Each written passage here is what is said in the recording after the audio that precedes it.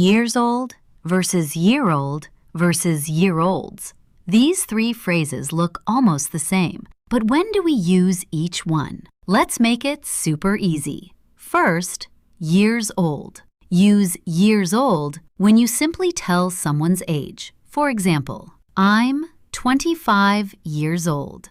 She's 10 years old. My brother is 18 years old. Remember this easy rule. Age alone means years old. The age comes at the end. Second, year-old. Now, what if the age describes a person or a thing? Use year-old before the noun. Listen carefully. She is a 10-year-old girl. 10-year-old girl. He has a 2-year-old phone. 2-year-old phone. It's a 5-year-old car. 5-year-old car. Now, remember this easy rule. Age plus noun means year-old, and use hyphens between the words. Third-year-olds. Now, imagine a group of people who are the same age. To describe them, we use the word year-olds. For example, the class has many 10-year-olds. This means many students in the class are 10 years old.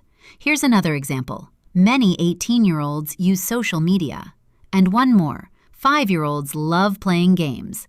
So, remember this easy rule. When we're talking about a group of people who are the same age, we use year-olds. That's it. Group of people, year-olds. Remember this one simple formula.